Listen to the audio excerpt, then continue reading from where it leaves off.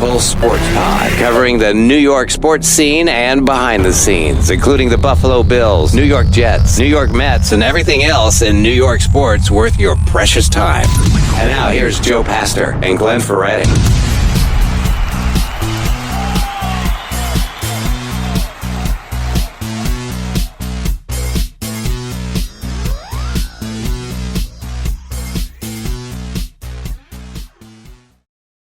Glenn, we have a big hiring for the Jets. How do you feel about that one?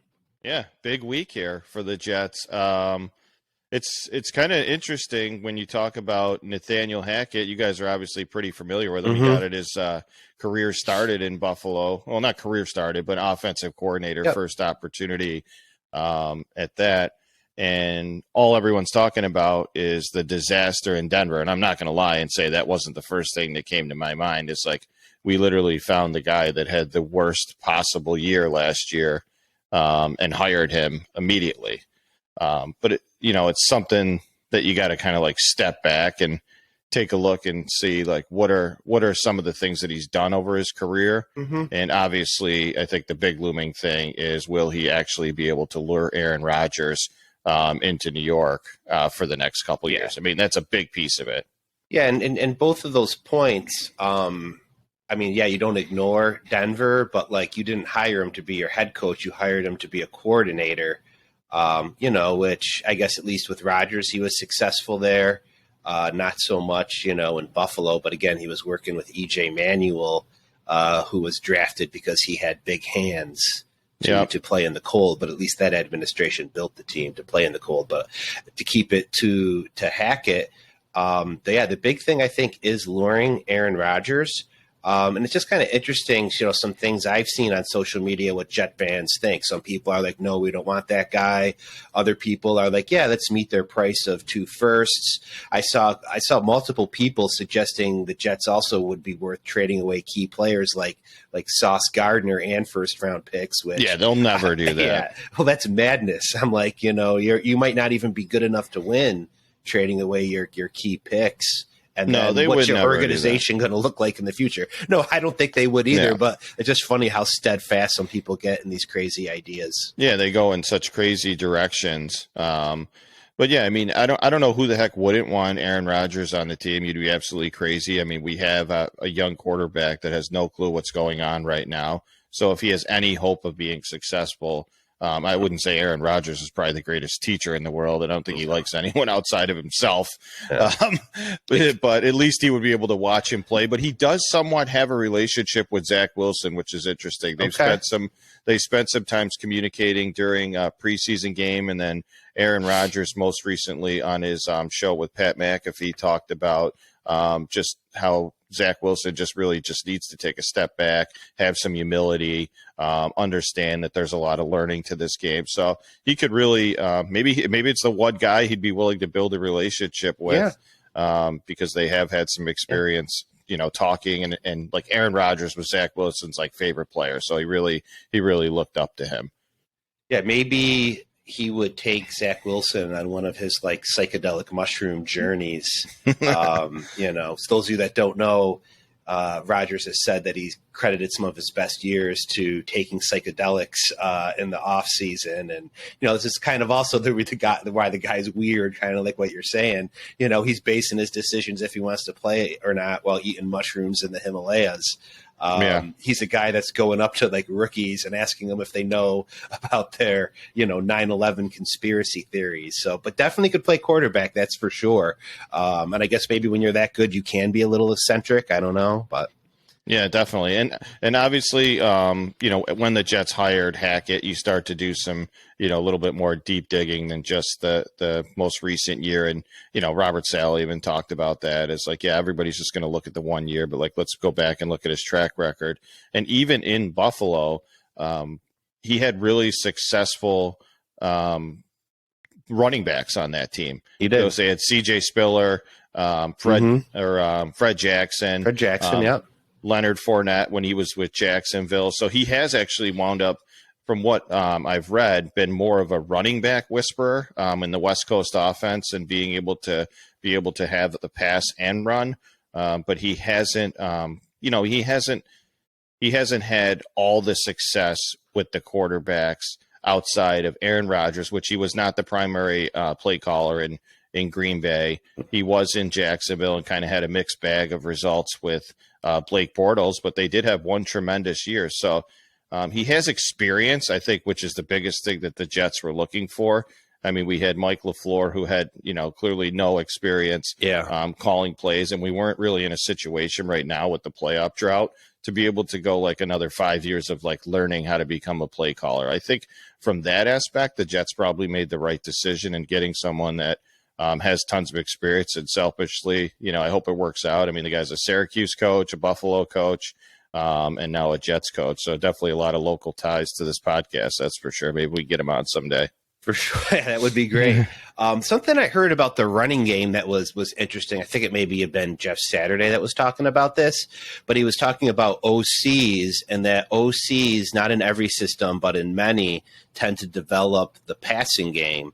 And the running game tends to be developed by the offensive line coach because they're doing all the blocking schemes. And I think the point was something like that's why maybe that when things are going rough, teams rely on the pass, like the Buffalo Bills, and inexperienced. We see that offensive coordinator. No rookie offensive coordinator has ever gone to a Super Bowl. So I guess that speaks why maybe you need experience. I believe Brandon Beane said that being a new OC was like trying to drink out of a fire hose.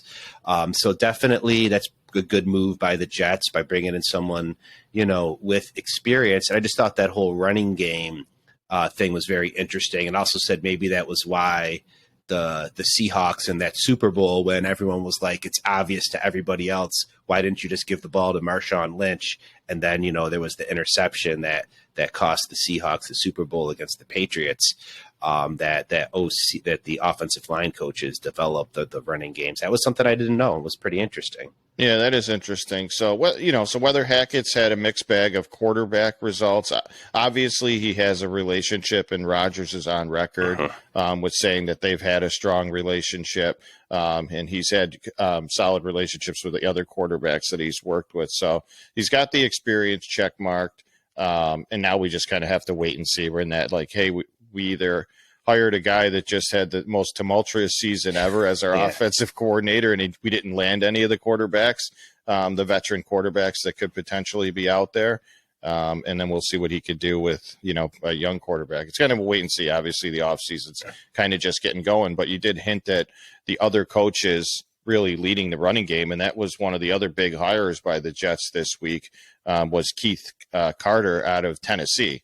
So, I mean, I don't think anyone would argue that they had a pretty good running game. Obviously, they had, Derrick Henry, but, he's going to be our new offensive line coach going into next season. So we obviously, I think, have the backs with Breece Hall coming back off the ACL.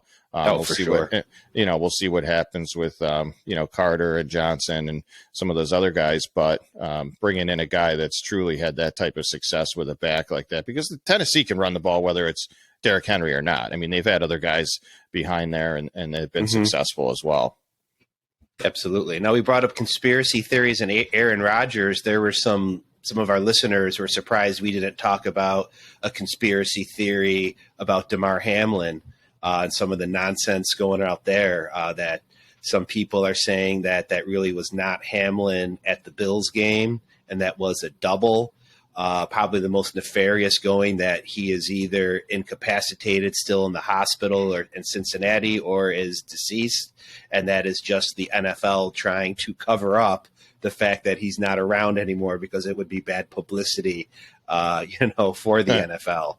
Yeah, I mean, the minute I saw like his family at the game, I mean, the fact that people are reaching at that as possibly being a scenario, I'm not going to lie, it was odd with all the weird camera angles. Obviously, the snow perfectly covering the booth when the videos were being taken. But I mean, if his mom and younger brother are going to participate in a conspiracy theory like that, man, that would be pretty crazy to believe. But I mean, I'm going to go on record and say I'm thinking he's doing well. Potentially, maybe I think they had said he could still be on some type of oxygen, and not really want to show that. I mean, he did have obviously a pretty major incident happen to him, but and also what some older people don't realize. Wearing the hood with the mask like that is kind of like a fashion thing for the kids. Being around young people in my occupation, that is like a swag thing. For some kids, that whatever, you might not get it, and other people I might not get it because we're older. But that is something that some of the young people, do. And also, he's got to be compromised. He probably doesn't want to get sick, so maybe that's another reason why he's all masked up and stuff like that. So, right, yeah, he's 23 years old. Yeah, let's not get carried away here. The other one that was even, I don't know if it's even worse, but it went both ways. Like there were some people after the Miami game saying that it was fixed, that the NFL wants the Bills to win because it's a good story. And then when they didn't win, another conspiracy theory shifted to, well, the NFL wanted the Bills to lose so that people will stop thinking about Damar Hamlin and they won't look bad. Yeah, that's crazy. Yeah, that's crazy. Yeah, I'd like to say you can't make this stuff up, but somebody did. Yeah, I would say it would be tough for the NFL to control the outcome of that last week's game. I don't think they had a hand in that at all. Yeah. And again, could you imagine like guys covering up the fact about Hamlin's well-being, or NFL players like consciously throwing a game? Like, does Diggs look like the kind of guy that doesn't want to win? And that was another thing actually that people said that we didn't really spend a whole lot of time talking about was the Stephon Diggs situation. Yeah, I guess there's been some development since with Diggs pushing back, basically saying you want me not to care? What do you want me to do? It's easier to criticize me than the result of the game. Do you have anything new about? Yeah, I get that. I mean, I don't think he handles the situation well. I mean, I certainly enjoyed the meme of him 3 years ago standing there watching Kansas City celebrate. Yeah. They have the memes going around how he's still watching. But it's like, do you really, I get it. You're upset, you're pissed off, but you're also one of the leaders of the team, and you're there to kind of set examples for everyone. I mean, do you think the other 52 guys were like excited that they just lost that game? Yep. They're not storming out of the locker room. They're not leaving. You got a practice squad guy basically dragging you back in for the coach's speech. And then he literally left immediately after. I mean, McDermott even said that. It's like he was there for my speech and he was out. So, I mean, the guy has to realize, like, you win as a team, you lose as a team, especially in the NFL. You really just don't see it from other teams. I mean, you see, big time quarterbacks leading those type of conversations, not being screamed at by the receivers and then screaming off the field and pouting like he has been. He's definitely going to need a reality check this off season if they're going to kind of advance past where they've been finishing. Yeah, it's usually like Brady screaming at his receivers in his line. But yeah, I thought the screaming on the sidelines is probably not very helpful. Where I'm more likely to give him, I don't know if a pass is the right word, was like not wanting to talk to the press after the game. He might not have been like in a good spot where he knew that he either might say something or be lured into saying something that might sound bad or make him out to be a bad teammate or cause even more problems down the road. Like he just needed a timeout. Yeah. Speaking of which, did I ever tell you about like my timeout room when I was a kid, like 10 years old? No, I can't imagine. I don't think I ever did. So yeah, I was quite the problem child. And my parents got the suggestion somewhere that you should have a timeout room where you could like yell and say whatever you swear, say whatever you want and not get in trouble. So this was in the closet in my house, and there was like stairs going up to the attic. There was a punching bag in there. So like it was called, so I started calling it the quote unquote swear closet. So I could just go in there and lose my mind. And Well, you had a brother, so I thought you were going to say they bought like a 5-bedroom house instead of a 4-bedroom house just to have a specific room to go swing some punches and swear. That would be No. that would be hysterical. No, it was more like a walk-in closet with like a stairway going up to the attic. This was my old house before I lived in the parents' house you're familiar with. But Well, hopefully there wasn't a lock on the outside. no, there was not. No, there was not. It was completely voluntary. Whether or not it worked, I don't know. I'm not saying this is a parenting, suggestion. This was in the 80s, and I think those things have came a long way. Yeah. But, that's pretty funny, but yeah, I know you still like to get your swear words in here and there. So I don't know if it really worked that well. yeah, maybe. That's funny. So other things, I had another conversation with somebody who actually wanted to come on the show, but it didn't work out, talking about maybe some things that we saw with the Bills. And we mentioned a little regression with Josh Allen this year. Mm-hmm. And part of it was, if you look at last year, that Dable had kind of reined Allen in from chucking the ball downfield, playing the hero ball, and dissecting, a defense with the short passing game. So when Dorsey comes in, it kind of looks like Allen's been fixed, right? And you can kind of take the training wheels off. I don't know if that's a good word to say. Thinks he's okay. Dorsey, with his college background and tendencies, has a tendency to like to throw the ball downfield.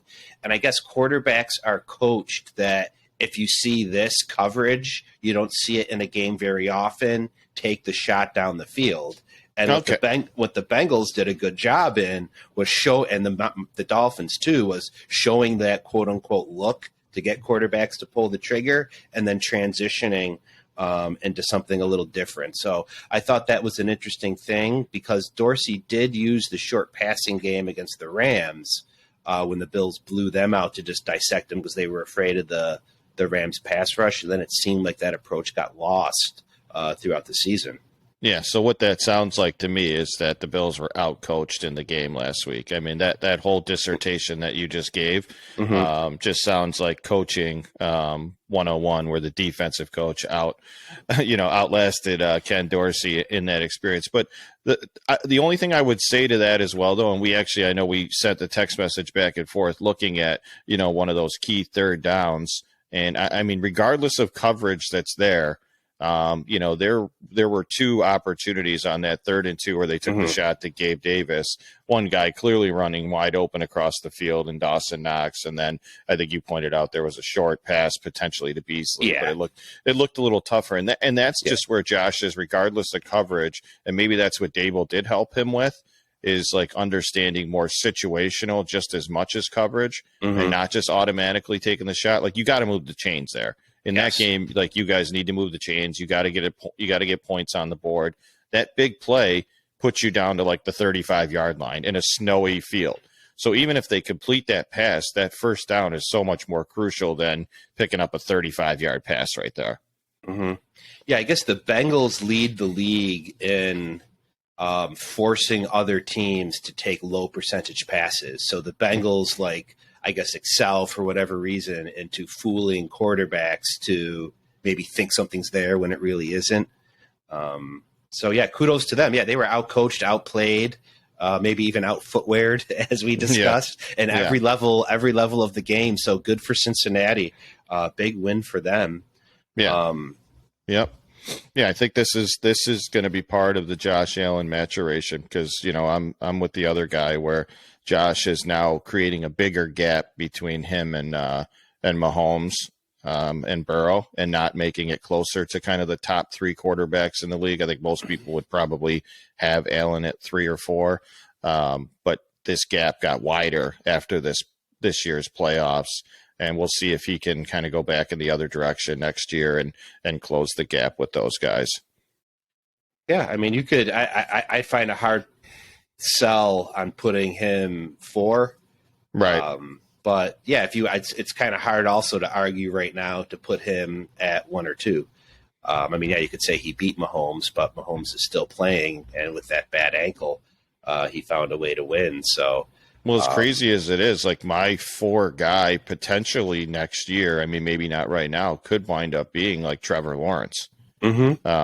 massive comeback, obviously, in the Chargers game, and then really against Kansas City, outside of, that crazy fumble by a guy that's had like 2 touches in the game. Like, he's a gamer. Like, he's got that moxie of Mahomes, Burrow, Allen, and Lawrence as well. Like, they would have been inside of, I think, 3-4 points in that game as well against Kansas City in his first playoffs. I mean, that puts you up there quickly. Like, that vaults you up the list very quickly. And that's the thing about the AFC is how deep it is, right? Because you just mentioned somebody, but then you also got Herbert, you got Lamar Jackson, you got a ton of guys you got to get through in the playoffs, and that's where coaching and schemes become very, very important. Yeah, and they're all young guys, so it's going to happen for a long time. Which I wonder how Rodgers looks at that.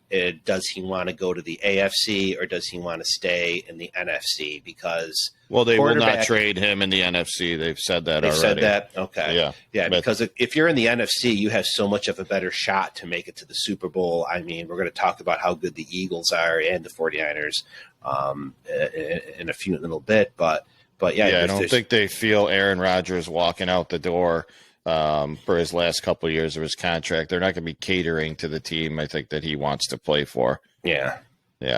They're going to give him the old "don't let the door hit you on the way out" treatment, I believe. Mm-hmm. I can't imagine he's going to go back for any, little waves to the crowd. 5 years later, I feel like he's the guy that like retires and then never comes back. Yeah, it could be, or he goes on one of his little journeys and decides he decides the universe wants him to play. Who knows? We'll see. Maybe him. We'll bring him and his 2-year career potentially with the Jets. Maybe we win a Super Bowl with him, and that's what we remember him by. I don't even remember his Green Bay career. Yeah. Definitely only one Super Bowl. A little disappointing, I'm sure, for him. I'm sure he probably wanted more, but one is one, better than zero. Yeah. But getting into the last, I guess, 2 out of 3 games of the season, I did think it was interesting because you keep using the DVOA stat, mm-hmm. and a lot of people would argue that this potentially could be the best championship round of all time because these teams were numbers 2, 3, 4, and 5 in the DVOA.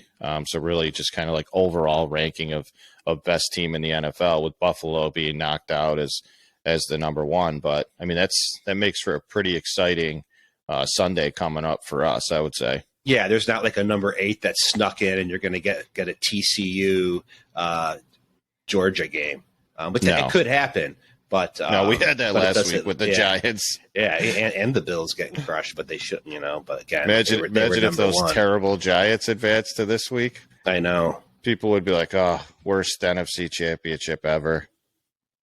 Now, speaking about the NFC, that's a nice tight. Well, they're both nice tight ones, but the line moved from 3 to 2.5. And people who like to bet might want to think about this because it might seem like that's negligible going from 3 to 2.5. But over the history of the NFL, I saw that 12.7 games have been decided by exactly 3 points. So you could be losing your push very, very easily there if you are taking the 49ers. So Philly -2.5 at home against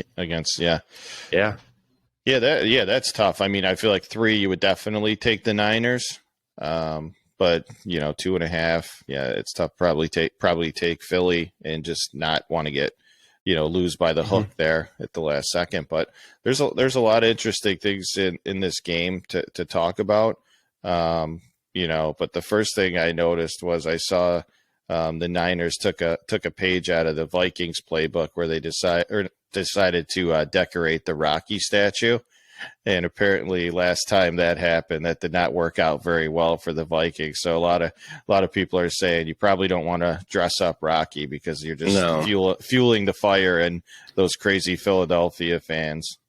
Yeah, you don't want to, even if you're not an Eagle fan, I don't think you should desecrate Rocky, in any way, shape, or form.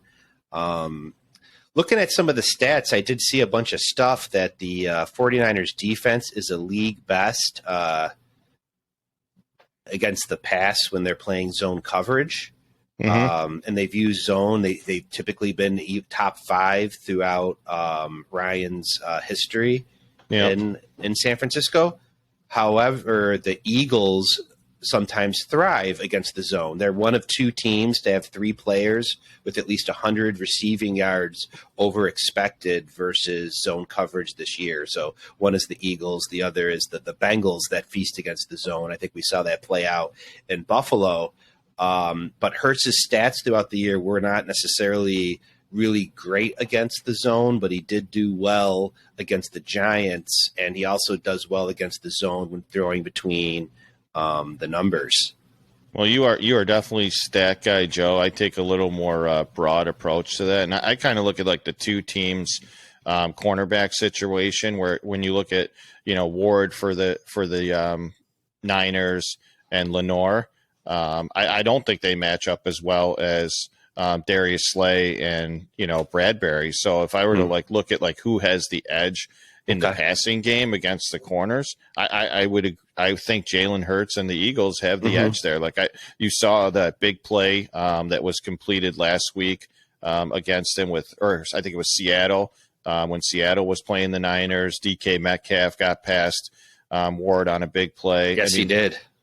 So there are big plays to be made, and I just think Slay and Bradbury are ballers, and they could definitely lock up Brock Purdy. This is it's been a tremendous run, and I'm not saying I would not be shocked if the Niners could wind up winning the game, but this is a different situation when you're talking 3rd string quarterback now playing in an NFC Championship game.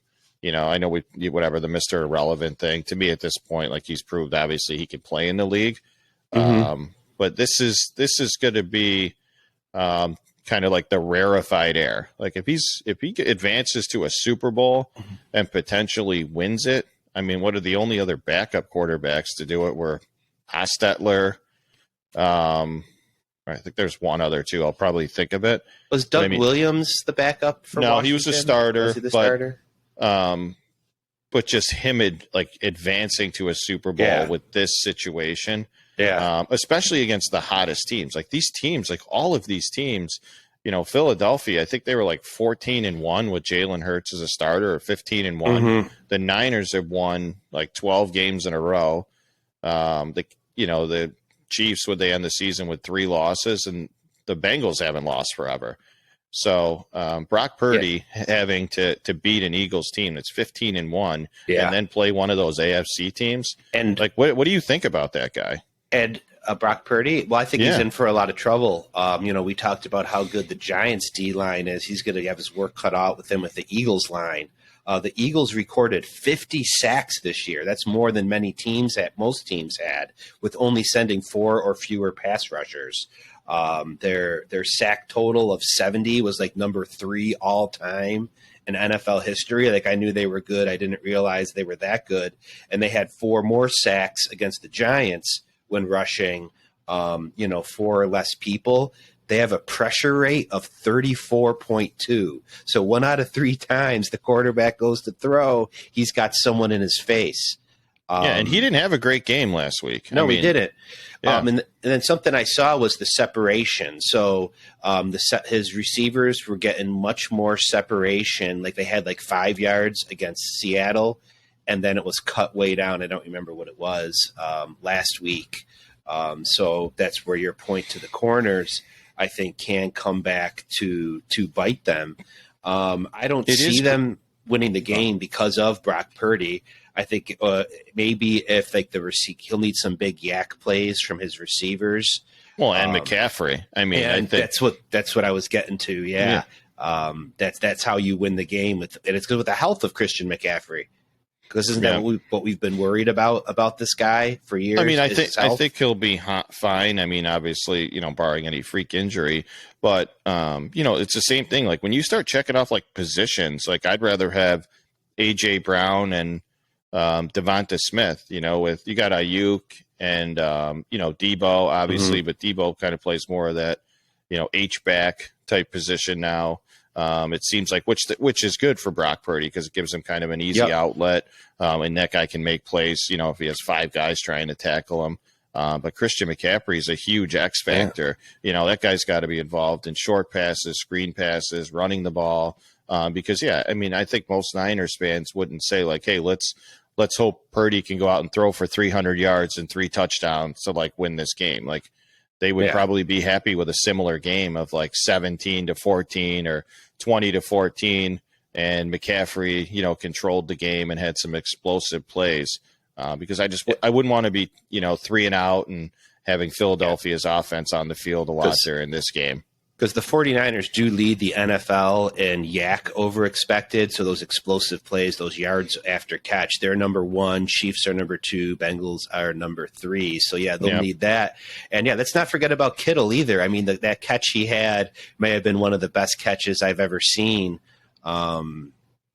I know there's a lot of debate. Like, was he a legal receiver or not? I guess he was. I think that's what came out. But it did seem odd from the way everybody was lined up and where he was kind of the second guy inside on the end that he was able. It definitely fooled the defense. That's for sure. So it's either a great design or an illegal play. I'm not sure. Yeah, one of the two. I'm getting like more and more excited about this game as we talk about it because I've kind of been like heavily focused on the AFC game. But I think this one, really has some interesting storylines. Yeah, and let's not forget, we talked about how good the Eagles' defensive line is. Let's not forget about how good the 49ers' defensive line is. So the Eagles have 4 guys with pressure rates over 12%. The 49ers have 3. So Eagles got 4, 49ers got 3 guys that pressure 12% of the time. And I mean, they do Bosa, Kinlaw, you got Fred Warner. I mean, those guys are just dogs. Oh, and another thing about Fred Warner, I saw a replay. It was CeeDee Lamb going deep over the middle, like 30 yards downfield, and Warner was running with him. Next Gen had him at only 2 miles an hour slower than CeeDee Lamb going downfield. Like, isn't that insane? It's a linebacker. That is insane. Yeah, that's insane. I mean, we also left out a Menahue on the defensive line for the 49ers. And, tough to plug everyone. Yeah, they got a lot of dogs. Loaded. Yeah, they got a lot of dogs. They got a lot of dogs on the team for sure. So, that should be a great game. And I think I do agree with that point you said. I think the big deal, if people are betting, maybe watch the line, 2.5. Maybe the Eagles are the good bet. Maybe 49ers are the good bet. But we threw a lot of stats out there for you. And, if any of you guys are bettors, maybe those stats help you make your decisions. Yeah, comment below who you're taking. We'd love to know. Yes, we would. I took, and I think I told you this, I didn't say it on the air, just for fun, I took a little parlay about a month ago. I took 49ers against Bengals in the Super Bowl. It's a nice payout. So, we'll see if that happens, but I was really confident in it until I started digging into the stats and seeing how the Eagles played last week. And obviously you knew the Eagles were good. I didn't realize they were as good as maybe they look like on paper. I think they are now the Super Bowl favorite. Yeah, probably. Yeah, I would think so. Yeah, it's crazy. It's going to be an awesome game. I can't wait for tomorrow. So we'll see. I'm gonna kind of lean Eagles, but like I said, not shocked if the Niners win this game at all. I mean, it should be a great one. So over to the other conference there. Obviously a massive rematch happening with, Cincinnati and Mahomes. And I know you're chock full of anti-Mahomes stats these days, which is great. And with this one, I think obviously a lot of it will be decided really within the first 10 minutes when you kind of see how Mahomes is moving around the field. Like a high ankle sprain is no joke. I mean, anyone that's had just a regular ankle sprain, whether it's playing hoops or whatever you're doing, knows that doesn't heal very quickly. So a high ankle sprain, I'm sure the thing will be taped like crazy. It'll be a couple shots in it, but we have to see, can he maneuver around, or it could be a difficult day for him. but he was able to walk down the stairs on the podium at the press conference, and like people were all like, I think that changed the line of the game from them being underdogs to them being the favorite. It's just funny the things people look at, and then people. Well, he went to the hockey game, I guess, that night too. Oh, did he? Like after last week's game, so he's definitely been out and about. But it's the difference between walking in a podium and running away from defensive linemen. So That's it'll be true. a little different. That's true. Like trying to like have Trey Hendrickson chase you down, Yeah.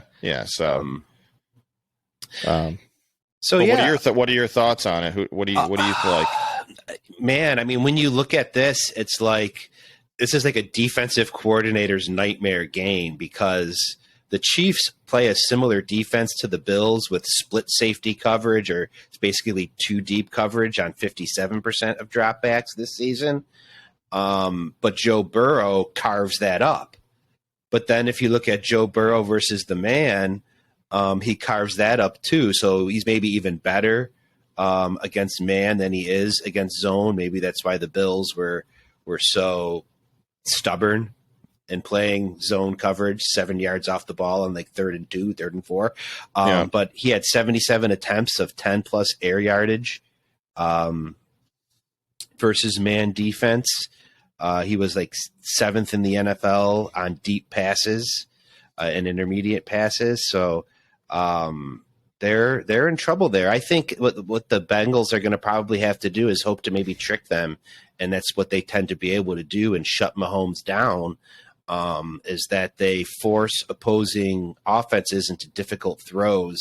They allow the lowest expected completion percentage in the NFL, 60.1%. That explains why that the past 3 times that the Bengals and Chiefs have played, the Chiefs have scored 60 total points a game. That's 2 points in the fourth quarter. 6 points in the fourth quarter. So it's 6 points in the fourth quarter, 2 points per game on the average, which is why that the argument was ridiculous that was made last week that, well, if Allen was elite, he would have led the team down at the end of the second half. No, elite guys fail all the time. Look at how Mahomes failed in those 3 games against the Bengals. We'll see what happens now. But, and I brought it up not to shoot down Mahomes, but to show how silly those arguments are when you want to kick a guy when they're down to prove your bias. I try to have an open mind about these things, and Mahomes is still a great quarterback. What it suggests to me is he hasn't figured out what the Bengals keep doing to him. He still is a fantastic quarterback that I'm sure at least 27, 28 or more other teams would love to have on their roster. Yeah, and I don't think it's like whether you'd rather have the guy on your team. I think most people would be insane if they said they didn't want any of those top 3 or 4 guys. But I do think there is a difference. And when you're talking, so elite, when you're talking Mahomes, who I would consider elite, I wouldn't put Allen in the same class yet because of obviously some of the winning that Mahomes has done. And I know it's a team game. He hasn't had a lot of success recently with the Bengals, as you point out. But that's like where you're judging Mahomes now at that point, like down to a specific quarter against a specific team that he struggled with lately. And it's because of, this new Joe Burrow guy that's now come in and potentially has his numbers. I mean, that's what's exciting about football and rivalries and what we talk about. Like Allen, has shown regression like the last couple of years. I would say last year, because I would say the year before, was the fluky play with, 13 seconds or whatever it is. But, he hasn't been able to advance past the AFC Championship. The Chiefs really had their number in that first AFC Championship that they got to. So I just think he has like a little bit more to prove to kind of get in that Mahomes class right now. Because it'd be an interesting scenario. And I think, you guys are kind of going back a little bit back and forth on it, but like if Josh Allen's career just kind of continued on the path it is right now for the next 10 years and, he makes some divisional rounds, potentially gets back to an AFC Championship game, like would he even be considered like a Hall of Famer? or would he be someone that would be like on the outside, like looking in, like to me, like an elite guy. If he plays the way he does for 10 years, like he's going to be a first ballot Hall of Famer, most likely. Like, I'm not really sure right now. Yeah, I think, and that's the thing. So my point of view is that you could make a case for and against all three of the elite quarterbacks, whether it's Allen, Mahomes. It's harder to make a case against Burrow right now, for sure. Well, Mahomes could stop playing now and he would be a Hall of Famer. Well, sure, but I'm saying you could make a case to you can make the same arguments you make against Josh Allen, but besides the Super Bowl, of course. Mm-hmm. I could sit here and make against Mahomes, and I think it's stupid, in my opinion. And there's so many other factors going in than just how Josh is playing. So, yeah, part of the regression could be him and his decision-making. It could also be the rookie OC. It could also be that they did not have a reliable slot receiver for him to make those short passes that makes his game better. Part of it is they overvalued Gabe Davis based on how he looked in that four touchdown game against the Chiefs. So you can make all these cases. But, yeah, I think if Allen does not go to the Super Bowl in the next, 5-10 years in his career, then there is some discussion going on there. And again, is it coaching? Because again, one of the things I said too is, again, it's hard for me to say because, McDermott built this team and I do think he's one of the better coaches in the NFL, but like, is this his ceiling? Is this as far as he could go? But to be fair, how long did it take Andy Reid to finally go over that hump and win a Super Bowl? Yeah, I mean, obviously, if you're in these conversations, it's something that's possible for you, I think. But I think you hit on two of the points that are the big keys that could really put him in that class. And number one's decision-making. And number two is he has to limit the number of turnovers. Like, he's been substantially higher in turnovers than any of these two other guys. Not really. He threw two more interceptions than Burrow and Mahomes. I just mean over the top. Mahomes doesn't fumble. Right, that's fumbles, yeah, interceptions. Mahomes didn't fumble once all this year. It's crazy. Isn't it? Because he runs. And he does run a little, yeah, it's crazy. Or even in the pocket, you don't see a guy, they swat your arm. Yeah, I just saying if I was going to pick two areas that can make him – where you're confident, like, or have a really solid chance to beat these teams moving forward. Like, you can't turn the ball over against the Bengals and Chiefs substantially. Can't fumble, and then you have to convert those third downs. Yeah. Whether that's getting different receivers or whatever it is, that's all part of it. So it's coaching, but it's him, overcoming those challenges that makes you like super elite. So I love it how every conversation leads back to Josh Allen, which is pretty cool. Well, I want to see. So I do want to see him move the sticks more. Obviously, turnovers are bad, but I think the other thing, and it's something Brandon Beane said in his conference, was that he wants Josh Allen to limit the number of hits he takes. Yeah. So let's run for those first downs, but there's so many times when he's ran for the first down and he fights for 2 or 3 more yards. Everybody has their Christmas tree toppers already. We don't need any more hurdling of players. Well, I don't know. I kind of like that, but maybe not. Yeah. If you don't have the first down yet, hurdle. If not, go down. Yeah, until he doesn't get up. Yeah. Well, keep in mind, too, he's only gotten hurt, and when he's in the pocket, he's never gotten hurt running until you do. Right, until you do. But I do agree. That's what RG3 said, too. Yeah, I do agree that I don't want him to take so many hits. Like, you looked at him, like, both of his elbows were bloody, in multiple games, I mean. Yeah. It's just not necessary. Like, they have enough players where he shouldn't be taking those massive hits all the time. So, and they got to help him with the running game. And again, this is coming from me, someone who hates. I'm not saying I want to see him run the ball evenly, but you got to be able to run that ball situationally because they were just teeing off against them in Cincinnati. Definitely. Well, let's get back to the Cincinnati Kansas City game. So, I mean, I'm still leaning Kansas City, but obviously there's a huge asterisk if Mahomes comes out and he's limping around the field. But I feel like this is their time to get back right. They have had a couple good games. Really were tested by Jacksonville. I know people are probably saying it was Jacksonville, but man, they've shown a lot the last couple weeks. They have, and they were still able to overcome that game. And Bengals played great this past week against Buffalo, but Cincinnati has a lot of bulletin board material with the last three losses against them and the games, in Arrowhead. Probably going to be one of the loudest games ever. I can't imagine what the decibel level is going to be in that stadium. Oh, yeah, or Burrowhead, as they call it. Yeah, Burrowhead. Burrowhead, that's great. He's a cool guy. Yeah, he is. And again, he's going to shred the man coverage, but so will Travis Kelce. Travis Kelce has 4 more TDs against man coverage than any other player, so maybe that's a good player prop for you if you like that. Yeah, how was that guy so open? I mean, it's unbelievable. It's almost like they didn't know who he was, but last week, he had 10 catches in the first half. I think I think he tied the record maybe if he had 14 or 15. I think he did.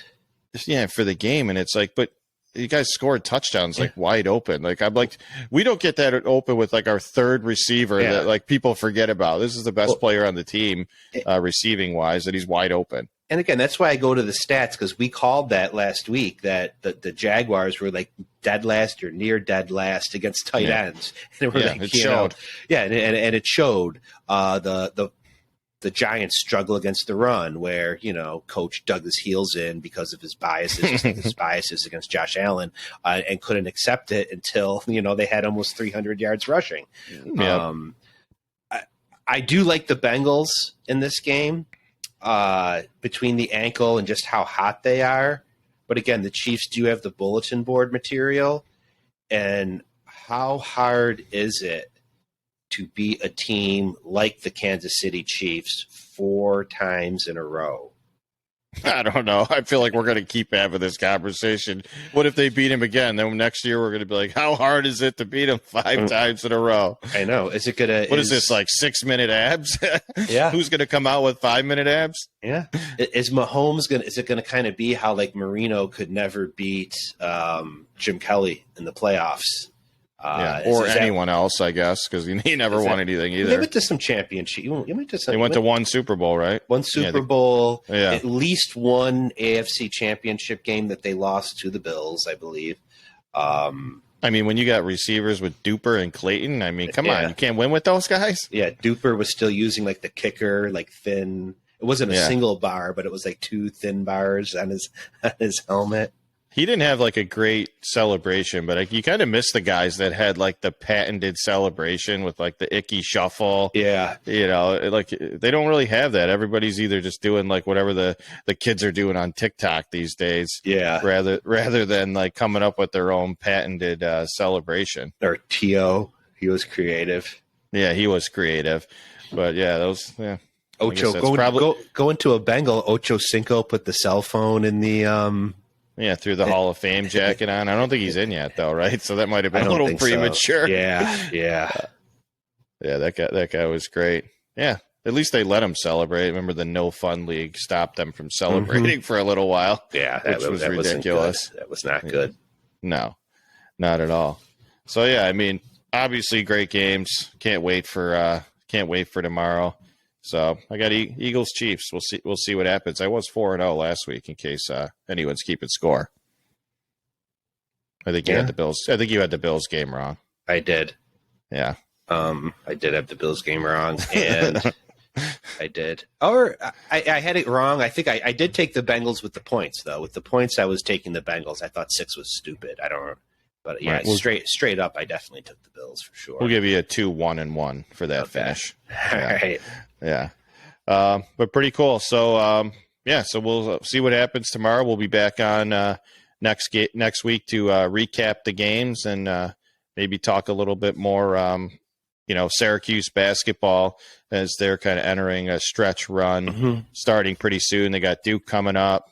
Some big games coming up. How things go back to Josh Allen. Watching Gerard at play, I'm like, is he? I don't think he's anywhere near as good at his sport as Josh Allen is, but that sometimes he does too much, right? Yeah. He forces shots and saving that ball at the end of the game. If he just let it go out of bounds, Syracuse would have probably won. Yeah, I watched that play back probably 50 times. Malik not boxing out on that play is unbelievable. Like I love to have some Joseph Girard hating going on because I believe a lot of the things you said plus more. But you got to box out like at the end of the game. Like that guy easily tipped the ball on North Carolina where he could have been boxed out simply and we get the rebound. Like how many teams get the rebound on a foul shot? Like it never happens. Not many. Yeah. I just saw it in a high school game and the coach lost their mind. It shouldn't happen. Even in high school. Oh, I know. It's insane. The big part of that was Judah Mintz, who I think is a star for Syracuse. Yes. But there's been a couple games this year, this one included. The offensive foul call was absolute BS. I don't care what anyone says. But he is he's got that trying to win the games a lot when it's been a crunch time, and he hasn't been able to convert in a couple games. So, as a fan, like I love seeing it. Like he's clearly going to be one of their best players moving forward, and he's trying to win the game for his team. But he's got to be smart enough to get it to the right person that has the best chance to score and win the game as well. I think if he could stay next year, I think Cuse could really make a run, and especially now that they could pay him a little bit. Yeah. I think maybe the guys might be more likely to stay and work on their game. Bell has impressed me. Had a great game. Boeheim actually, he's probably should retire just because he's a crotchety old man right now. But he's right. His forwards don't rebound at all. Bell does not get any rebounds. Like he can hit some shots. Justin Taylor's had a shot. They brought him in. He doesn't get any rebounds. Benny Williams doesn't get any rebounds. He has one good game and then 3 terrible ones. Like Jesse Edwards literally gets all the rebounds.